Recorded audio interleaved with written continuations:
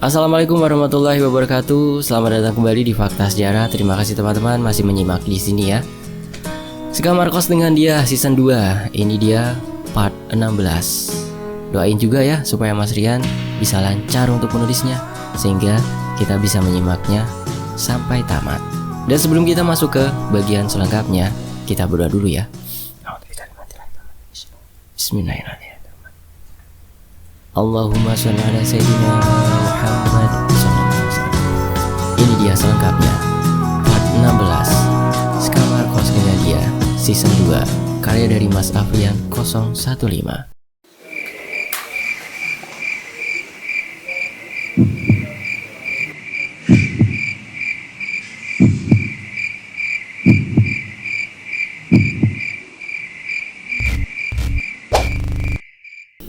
Hingga pada suatu kejadian, saat serangan saling dilancarkan, Bapak kemudian menggenggam golok yang dipegang oleh Apang.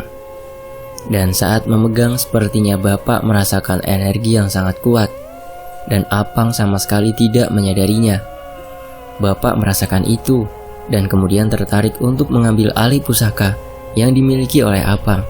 Dan karena keinginannya itu, Bapak tanpa sadar mengumpulkan dan merapalkan sebuah ajian. Dan kurasakan aura dan energi Bapak meningkat begitu pesat hingga akhirnya, setelah semua energi yang Bapak kumpulkan dirasa cukup, Bapak hendak memberikan pukulan pamungkasnya yang seharusnya tidak dikeluarkan saat itu. Apang yang mencoba melepaskan genggaman Bapak dari goloknya berusaha memukul dan sesekali memukul Bapak dengan sebuah ajian tenaga dalam. Namun saat diarahkan ke Bapak pukulan itu, namun Bapak sama sekali tidak berefek saat diberikan serangan dari Apang yang sepertinya sudah dikerahkan semuanya. Mungkin ajian dan rapalan yang dilakukan Bapak tadi membuat Bapak menjadi kebal terhadap tenaga dalam milik musuh yang tingkatannya hanya sedikit di bawahnya. Hanya seperti itu saja serangan dukun hebat sepertimu, ha? Dengan raut muka Bapak sedikit menyeringai mengatakan itu, dan seolah itu bukanlah diri Bapak. Kurang ajar, terima ini seranganku dan segera lepaskan golokku dari tangan kotormu. Apang bersiap memberi serangan lanjutannya. Seranglah, aku sesukamu, dukun bodoh. Golokmu sama sekali tidak berpihak padamu. Dengan nada merendahkan Bapak bersiap menerima serangan lagi. Mendengar ejekan dari bapakku, Apang terlihat sangat marah dengan ejekan itu. Dia merasa tidak terima dengan perkataan yang dilontarkan oleh Bapak, sehingga membuat Apang menyerang Bapak dengan membabi buta. Dia arahkan pukulan bersama ajiannya secara terus-menerus ke arah Bapak dan tanpa memperdulikan keadaan sekitar. Suara hantaman antar energi mulai terdengar dengan bertambah kalutnya Apang karena serangannya sama sekali tidak membekas pada Bapak. Dengan melihat serangan yang tidak mempan terhadapnya, Bapak hanya tertawa dengan terus mengejeknya.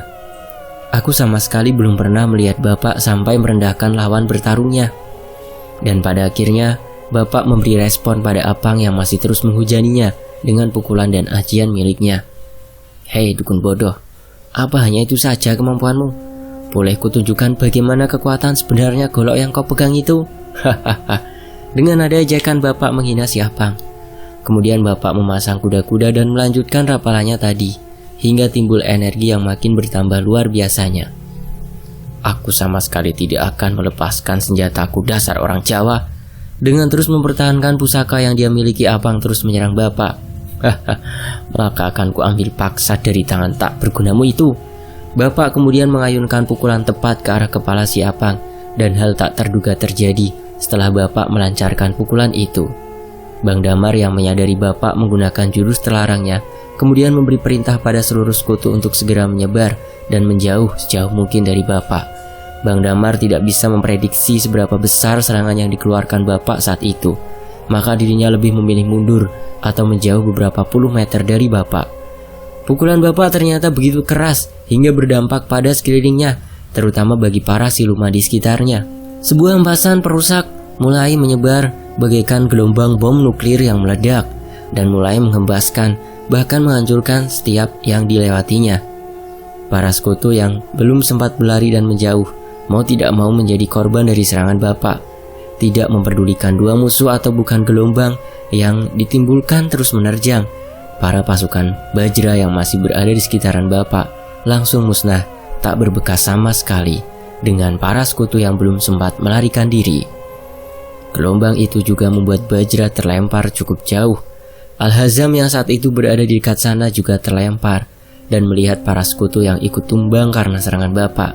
Al-Hazam khawatir hal itu akan merusak hubungan kerjasama mereka dengan kerajaan-kerajaan sebelah karena banyak bala bantuan yang terkena dampak. Walau hanya 1-2 yang binasa, tapi beberapa pasukan ada yang ikut terluka akibat serangan Bapak. Untung saja dari para pemimpin kerajaan jin yang membantu menganggap maklum akan hal itu. Hal itu dianggap memang patut untuk dilakukan karena mereka menyadari sebenarnya golok yang dipegang oleh si Apang itu memiliki energi yang cukup kuat dan akan aktif jika dipegang oleh orang yang tepat, dan kebetulan Bapak tertarik untuk memilikinya. Para pemimpin kerajaan lain menerima akan hal itu. Dianggap Bapak cukup pantas untuk memakai golok itu dibanding si Apang. Dengan efek yang sebegitu merusaknya, sudah dipastikan kalau Apang tewas akibat serangan Bapak itu. Dan benar saja, setelah semua gelombang itu selesai, tubuh Apang sudah tergeletak di tanah dengan kondisi kepala yang remuk akibat serangan yang tidak bisa ditahan. Sedangkan golok yang menjadi incaran Bapak sudah berada di genggamannya. Mata dari gagang berbentuk Garuda itu kemudian memancarkan cahaya biru, lalu kemudian redup. Dan di mata golok yang tajam mulai muncul sebuah aksara Arab berwarna emas. Nah, aku baru mulai paham. Golok yang selama ini dipakai Bapak adalah golok itu. Mungkin Bapak ingin menunjukkan bagaimana golok itu dia dapatkan dan seberapa kuat kekuatan golok itu sebenarnya. Setelah golok itu berada di dalam genggaman Bapak, Bang Damar kemudian mendekati Bapak dan memberikan sedikit protes. Kenapa mengeluarkan jurus terlarang itu? Harusnya itu tidak perlu digunakan. Andai pun digunakan harusnya diarahkan pada sosok Bajra. Amang, apa yang Amang lakukan? Harusnya untuk menghabisi dia tidak perlu sampai menggunakan ilmu ini. Apa saking kuatnya dia? Kurasa tidak juga. Dengan nada tinggi Bang Damar protes pada Bapak. Maaf Damar, entah kenapa pikiran itu tiba-tiba muncul dan aku harus segera mengambil golok ini dari si dukun itu. Dengan menunjukkan golok yang sudah dia dapatkan ke Bang Damar. Harusnya mengarahkan serangan itu langsung ke iblis Bajra ini supaya cepat selesai. Kalau untuk dukun rendahan itu gampang diurusnya. Masih dengan nada kesal Bang Damar protes. Sudahlah, maafkan Amang. Sudah terjadi, mau bagaimana lagi? Berapa korban dari kelompok kita barusan? Bapak bertanya sembari berlari menuju ke arah Al-Hazam untuk memastikan jumlah bala bantuan yang tumbang. Tenang saja, Den. Hanya ada beberapa saja yang tumbang dan beberapa terluka. Tapi dari para sekutu sudah menganggap maklum dan tidak masalah. Al-Hazam memberi keterangan pada Bapak. Bapak kemudian memandang ke arah para pemimpin kerajaan sekutu sambil merapatkan tangannya dan menunduk tanda permintaan maaf, dan dibalas balik dengan anggukan oleh para pemimpin kerajaan sekutu sebagai kode permintaan maaf Bapak sudah diterima. Dan tidak usah terlalu memikirkan karena lawan yang sebenarnya adalah Bajra. Oh ya, di mana Bajra setelah terlempar? Ternyata dia sedang diserang oleh para pasukan milik Barzam. Beberapa pasukan Barzam menyerang dari segala arah, membuat Bajra mendapat serangan dari depan, belakang, dan kanan kiri. Namun pasukan dari Bajra juga tidak tinggal diam. Mereka membantu pemimpinnya yang sedang dikeroyok, hingga akhirnya Bajra membantai beberapa pasukan milik Barzam. Singkat cerita, semua bertarung habis-habisan di sana. Seluruh pasukan bertarung dengan sengit melawan pasukan milik Bajra. Kalau dilihat dari pertempuran ini terlihat hasilnya seimbang. Setiap lawan tumbang, pasti ada juga dari pasukan kita yang ikut tumbang. Pertahanan di masing-masing kubu juga terlihat sama-sama kuat. Hingga pada akhirnya, Bapak dan Bang Damar sama-sama mengeluarkan jurus pamungkas mereka. Pasukan Bajra berkurang lebih banyak dibanding dengan tadi. Suara gemuruh semangat dari pasukan kita mulai terdengar kembali melihat pasukan Bajra semakin kewalahan menghadapi pasukan kita. Bajra terlihat sedikit panik dengan apa yang terjadi, di mana tadi dia begitu meremehkan Bapak dan Bang Damar, tapi kini malah terlihat begitu tertekan dengan jumlah pasukannya yang terus merosot turun. Melihat pasukannya terus terbunuh, Bajra kemudian meningkatkan penyerangannya dengan terus mencabik-cabik setiap musuh yang berada di depannya. Badannya yang besar dan kekar begitu susah untuk ditembus untuk dilukai. Beberapa gelombang energi yang dia keluarkan juga membuat suasana menjadi lebih buruk, tak kalah merusak dari milik Bapak tadi.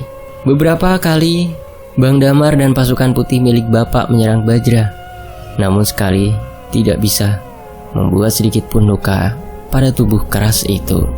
Dan terpaksa Bapak kemudian mencoba ajian bersama dengan golok itu. Damar, coba suruh semua pasukan untuk menghindar jika saat aku ayunkan golok ini kemudian memancarkan energi seperti tadi untuk meminimalisir jumlah tumbang dari kelompok kita. Bapak berencana mengeluarkan ajian yang tadi, namun lewat perantara golok ini yang dimaksud untuk mengarahkan ke arah serangan agar tidak menyebar seperti tadi. Siap Amang, tapi apakah tenaga Amang masih cukup untuk melancarkan serangan seperti itu lagi? Tanya Bang Damar sembari berlari memberi arahan pada para pasukan. Aku ini masih muda Damar, jangan terlalu meremehkan aku kamu ini. Sedikit tersenyum, Bapak membalas perkataan Bang Damar. Baiklah Amang, semua sudah tahu apa yang harus mereka lakukan supaya tidak terkena seranganmu. Dan aku akan membantu menyerang Bajra. Mudah-mudahan bisa kita selesaikan dengan cepat. Besok aku harus tetap bekerja, ucap Bang Damar bersemangat. Setelah semua siap, Bapak kembali merapalkan ajiannya dan mulai terlihat lagi kumpulan energi seperti tadi dan kekuatan yang sama seperti tadi. Hanya saja kali ini kumpulan energi itu benar-benar berpusat ke bagian mata golok itu. Warna emas dari aksara Arab itu samar-samar kulihat mulai bersinar terang, yang semakin lama semakin terang. Para pasukan yang dibawa Bang Damar dan Bapak sudah bergerak sesuai instruksi. Dan kalau dilihat dari sisi Bajra, pasukan yang dibawa Bapak dan Bang Damar seolah melarikan diri dari pertempuran atau mundur. Hal itu membuat para pasukan Bajra dan Bajra itu sendiri menjadi besar kepala. Mereka melontarkan kata-kata sombong mereka. Setelah dirasa aman dan cukup, Bapak kemudian mengibaskan golok itu, sama persis dengan saat di pertempuran menyelamatkan Anggi. Sebuah cahaya keluar dari golok itu dan mulai melesat maju menerobos para pasukan Bajra yang seketika tumbang setelah dilewati cahaya itu. Bang Damar yang melihat kesempatan karena banyak pasukan Bajra yang tumbang, langsung melesat ke depan dan menyerang Bajra. Bang Damar lari tepat di belakang cahaya yang melesat itu sehingga dia bisa terhindar dari serangan pasukan Bajra. Cahaya itu berhasil membuat Bajra bertekuk lutut karena mendapat luka di bagian pahanya. Dan seketika itu juga Bang Damar melompat ke arah kepala Bajra dan sesegera mungkin memberi serangan pukulan dengan energi yang tak kalah kuat dengan energi milik Bapak. Akibat serangan yang dilancarkan oleh Bang Damar, salah satu tanduk dari ketiga tanduk emas milik Bajra patah dan membuat Bajra begitu kesakitan hingga jatuh terjungkal ke belakang. Melihat hal itu, para pasukan putih milik Bapak dan sekutu-sekutu lainnya mulai menyerang ke istana milik Bajra karena mengetahui di sana pasti pertahanannya sedang lemah dan berencana menghancurkan istana itu supaya tidak ada lagi orang yang bisa meminta tolong pada Bajra. Melihat Bajra yang terjungkal ke belakang dan begitu kesakitan, Bang Damar ingin menghabisi Bajra ini. Namun seperti kebiasaannya Bapak selalu memberi kesempatan kedua untuk makhluk seperti dia. Dengan maksud kita sebagai sesama makhluk tidak boleh saling menghabisi hanya karena tidak suka pada makhluk lain. Bang Damar sempat protes pada Bapak karena lebih baik makhluk seperti ini dibinasakan sampai ke akar-akarnya. Beruntung kamu, aku tidak membunuhmu, teriak Bang Damar pada Bajra saat Bajra menahan rasa sakit yang tak mungkin tidak tertahan olehnya. Tandukku, sialan kalian para manusia, beraninya. Masih dengan nada kesal dan penuh amarah terus memaki. Hehe, kamu ini masih untung aku beri kesempatan untuk hidup. Atau mau kuhabisi sekalian saja, ucap Bapak menawarkan. Coba saja kalau kau bisa. Bajra masih terus menantang. Baiklah, kamu coba rasakan ini dulu. Bapak kemudian memberi sedikit rapalan, kemudian menyayat leher Bajra dengan golok yang dipakainya tadi. Dan seketika Bajra menggelonjat kesakitan, memohon ampun supaya dimaafkan. Ampun Tuhan, ampuni saya. Sambil menahan rasa sakit, Bajra memohon, sudah sana kau pergi. Dan ingat, tidak usah ikuti perintah orang lagi. Dan tidak usah menawarkan bantuan pada orang, atau kau akan berhadapan lagi dengan kami, ucap Bapak menyuruhnya pergi. Setelah itu dengan rasa sakit, dan Bajra memerintahkan pasukannya untuk mundur. Sedangkan Bapak juga menyuruh pasukan kita untuk menyudahi serangan. Beberapa pasukan yang menyerang istana Bajra juga ditarik mundur, menyisakan beberapa bekas pertempuran di istana Bajra. Bang Damar kemudian mengambil potongan tanduk yang tertinggal karena terpotong oleh serangan tadi. Terlihat Bang Damar sangat puas mendapatkan potongan tanduk milik Bajra. Entah nantinya akan dia gunakan untuk apa. Dan setelah visual pertempuran itu selesai, tiba-tiba semua kembali seperti semula. Aku berada di kamarku kembali. Dan setelah semua visual ditampilkan, aku paham kenapa sosok Bajra begitu ingin menghabisi Bapak. Ternyata ada dendam di masa lalu yang kini masih harus diselesaikan. Setelah melihat yang terjadi, aku melihat ke arah Bapak. Bapak terlihat menunduk, seolah ada kegelisahan yang dia tutupi dan sebenarnya ingin diutarakan padaku, namun enggan untuk mengungkapkannya. Aku paham yang menjadi kekhawatiran Bapak adalah umurnya kini tidak lagi muda. Dulu saat masih muda saja dia sedikit kerepotan sebenarnya melawan Bajra bersama pasukannya. Apalagi kini yang umurnya sudah mulai ke barat, kalau orang Jawa bilang alias sudah lanjut. Ya walau belum sepuh-sepuh amat lah ya, namun aku paham kondisi Bapak sudah tidak prima seperti dulu lagi. Yan, maafin Bapak ya, karena masa lalu Bapak malah kini datang lagi, dan itu mengganggu keluarga kita ini. Harusnya benar apa Damar dulu, Bapak habisi saja sosok itu. Sambil menghela nafas, Bapak terlihat begitu menyesal. Sudahlah Pak, tidak apa-apa. Jika saat itu datang, kita akan lawan dia bersama. Kan masih ada Mbah Margono yang memiliki peliharaan beraneka macam. Belum pasukan putih yang Bapak panggil itu, dan masih ada Sinta dan Aruna kan. Jadi tidak usah khawatir Pak. Aku mencoba menenangkannya. Semoga dia tidak bertambah kuat. Insya Allah kita bisa ya. Bapak benar-benar minta tolong padamu, bantu Bapak. Dengan lega Bapak mengatakan itu padaku, karena aku bersedia membantunya. Bagaimana bisa aku diam saja kalau ayahku dalam ancaman?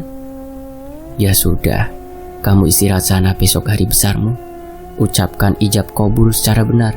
Dan ingat, saat kamu ucapkan kalimat itu, hidupmu sudah tidak seperti anak kecil lagi. Kamu seorang suami nantinya. Harap buat keputusan-keputusan yang itu tertuju untuk keluarga kecilmu dan kurangi egomu. Bapak memberi sedikit nasihat untukku sebelum menjalani hidup baru di esok harinya. Dan setelah itu, Bapak berniat untuk beranjak keluar dari kamarku.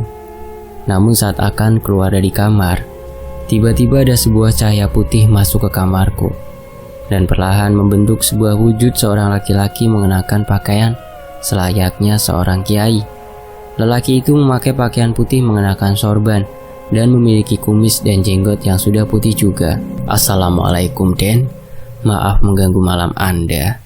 Saya kemari hanya ingin menyampaikan beberapa kata saja kepada Raden, ucap seorang lelaki itu yang kelihatan sopan berbicara kepada Bapak. Aroma wangi begitu terasa saat lelaki itu berada di dalam kamarku. Entah siapa beliau. Apakah beliau salah satu dari pimpinan pasukan putih yang biasa membantu Bapak, atau malah beliaulah pimpinan tertinggi dari pasukan putih itu? Waalaikumsalam. Ada apa Pak Wahid? Tidak biasanya kamu datang menghampiriku, ucap ramah Bapak membalas seseorang yang disebutnya bernama Wahid. Saya hanya ingin menyampaikan, Anda tidak perlu khawatir dengan apa yang akan terjadi ke depannya. Pasukan putih selalu siap membantu Anda menghadapi siapapun yang akan mencelakakanmu. Dan sampai saat itu terjadi, akan aku perintahkan beberapa jenderal untuk menjaga rumah Anda. Anda tidak usah risau, dan tolong terima tawaran saya untuk mengutus jenderal membentengi rumah ini. Wahid menjelaskan maksud tujuannya kemari. Apakah itu tidak merepotkan kalian, Wahid? Sama sekali tidak, Den. Kami akan sangat bangga bisa mengawal keluarga Anda. Tolong diterima, ucap Wahid sambil menunduk meminta untuk diterima tawarannya itu. Ya, selama itu tidak merepotkan kalian silakan saja. Tapi jika memberatkan, aku mohon tidak usah diteruskan. Bapak takut akan merepotkan pasukan putih. Sama sekali tidak, Den. Kalau begitu saya pamit undur diri, dan segera saya kirimkan beberapa jenderal saya untuk menjaga rumah Anda. Assalamualaikum. Wahid kemudian berpamitan dan menundukkan kepala ke arahku, tanda dia juga berpamitan padaku. Bapak menjelaskan bahwa sosok bernama Wahid itu adalah pimpinan besar pasukan putih. Dan jika beliau sudah turun dan mengatakan langsung pada Bapak, berarti ancaman yang akan datang akan semakin luar biasa. Setelah Wahid pergi, Bapak pun keluar dari kamarku dan membiarkanku untuk beristirahat sendiri. Begitu Bapak keluar, aku malah kepikiran dengan apa yang akan terjadi ke depannya. Dan juga aku mengingat kata-kata, akan ada yang beristirahat setelah itu. Hal itu membuatku malah tidak bisa mengistirahatkan badanku dengan tenang. Pikiranku melayang ke sana kemari. Apakah akan ada korban lagi dalam kejadian yang akan terjadi itu? Apakah akan terjadi padaku? Atau bapak? Atau ibu? Atau malah Via? Aku dibuat khawatir dengan pikiranku sendiri. Sial, pikirku. Kedatangan Wahid malah membuatku tidak nyaman karena menurut keterangan bapak ancaman yang akan terjadi semakin kuat. Saat sedang memikirkan hal itu, ternyata Sinta masuk ke dalam kamarku. Dan aku tidak menyadari kalau dia sudah masuk ke dalam kamar. Seperti kebiasaannya Sinta. Apalagi kalau tidak usil. Sinta muncul dari bawah kasurku dan menembus keluar. Lagi mikirin apa sih mas? Ucap Sinta dengan nada datar ditambah aroma kurang sedap muncul saat dia berbicara. Lucu buset Sinta. Awas kamu ya, kurang ajar kamu. Udah mulut bau banget lagi. Kalau muncul pakai wujud yang benar. Gak usah dibuat aneh-aneh seperti itu. Aku terkejut karena saat menengok ke arah Sinta, dia menambahkan wujud seorang wanita noni Belanda dengan wajah setengah rusak, dengan belatung muncul dari matanya yang membuat aku melompat dari posisiku berbaring. Dan begitu aku terkejut, dia baru merubah wujudnya ke bentuk semula. Hihihi, kaget ya? Makanya gak usah ngelamun. Emang mikirin apaan sih? Sinta malah dengan cekikikan menjawabnya. Ah kamu ini, aku masih khawatir dengan sosok Bajra yang akan menyerang kita nantinya. Aku takut akan ada korban di antara kita tak. Aku mencoba berbagi keluh kesah pada Sinta. Tenang aja Yan, kita akan lawan si Bajra dan akan kita habisi dia. Nanti akan kuutus pasukanku juga untuk membantu kita. Kan masih ada Aruna juga. Dan kamu belum tahu kan Nenek Lasmi. Kamu akan kaget jika dia mulai beraksi nantinya. Udah tidak usah khawatir lah. Sekarang kamu istirahat aja dan persiapkan hari besarmu besok. Via sudah menunggu esok hari buat dia sebahagia mungkin. Ucap Sinta sedikit serius menanggapi perkataanku. Ada benarnya juga ya. Tapi aku harus fokus dengan hari esok yang akan menjadi hari besarku. Dan tunggu Nenek Lasmi, maksudnya dia juga akan bertarung dan tunggu Sinta punya pasukan? Sejak kapan kamu punya pasukan? Kenapa kamu tidak ngomong dan kasih tahu aku? Jawabku penasaran. Kamu lupa ya, aku ini putri. Tentu adalah, tapi jarang aku melibatkan mereka. Jika aku masih bisa mengatasi masalah sendiri. Sudah aku bilang tidur ya tidur, malah nanya terus. Sana bobo. Ucap Sinta sedikit kesal karena aku protes padanya. Iya ya aku tidur. Tapi janji, setelah pernikahanku kamu ceritakan semua. Tentang pasukanmu, tentang Nenek Lasmi yang sebenarnya. Pokoknya semua. Desaku pada Sinta. Iya kamu ini bandel, disuruh tidur kok ada aja yang ditanyain. Dah aku pergi dulu ya. Sinta kemudian langsung pergi begitu saja. Ah sial. Pikiranku bercampur aduk. Satu memikirkan ancaman Bajra, yang satu lagi memikirkan kejutan-kejutan dari Sinta. Ternyata masih ada banyak hal yang aku belum ketahui tentang mereka yang berada di dekatku. Pikiranku malam itu terbagi dua kesana kemari, sehingga sangat susah untuk tidur. Karena susah untuk tidur, aku pun mengirim pesan WhatsApp pada Via, hanya sekedar menanyakan sedang apa dia saat ini. Aku berharap dia belum tidur dan bisa menemaniku ngobrol hingga rasa kantuk itu datang sendiri. Dek, sedang apa? Udah tidurkah? Isi pesanku saat itu. Tidak berselang lama, Via pun membalas pesanku. Belum mas, ini malah masih ada tamu yang datang. Teman-teman dari Jogja dulu, teman kerjaan pada kemari. Wah, jam berapa ini? Udah jam segini masih ada tamu. Ingat jangan kemalaman tidurnya, siapin badan biar fit besok, jangan sampai sakit. Iya mas. Ya udah dulu ya, nggak enak sama mereka ini. Ya udah tapi jangan kemalaman ya, jangan sakit ya. Aku sedikit heran. Ternyata pertemanan mereka begitu dekat, hingga teman-teman semasa di Jogja datang malam-malam menyempatkan untuk datang karena besok mereka tidak bisa datang karena kerjaan. Patut diacungi jempol sih pertemanan mereka. Tapi ya kalau dipikir jangan sampai kemalaman juga sih, kasihan orang yang ditamuin. Kan sekarang udah jam 11 hampir 12, waktunya orang untuk istirahat. Tak terasa semakin malam semakin berat mataku ini terbuka, dan perlahan aku mulai tertidur. Singkat cerita, hari pernikahanku pun datang. Pukul 4 pagi aku sudah siap-siap dan mulai menyiapkan seserahan yang nantinya akan dibawa saat menikah. Aku dekatkan supaya nanti saat membawanya ke mobil semua sudah siap. Bapak dan saudara yang lain sibuk mempersiapkan segala sesuatunya. Jam 6 aku memasuki kamar ibu. Walau dalam keadaan stroke, ibu tetap ingin datang ke gedung pernikahanku. Saat di dalam kamar, ibu sedang duduk sambil menatap foto masa kecilku. Raut muka sumringahnya terpancar saat itu. Aku mendekat padanya, kucium punggung tangannya. Rasa haru sama sekali tidak bisa aku bendung. Bu, Rian minta restu ya. Doakan pernikahan ini berjalan dengan lancar. Ibu tidak usah ikut ke rumah Via, tidak apa-apa. Nanti kita ketemu di gedung saja. Aku bersimpu di pangkuannya. Iya Yan, ibu pasti merestui. Maafin ibu, gak bisa ikut menyaksikan akad nikahmu ya.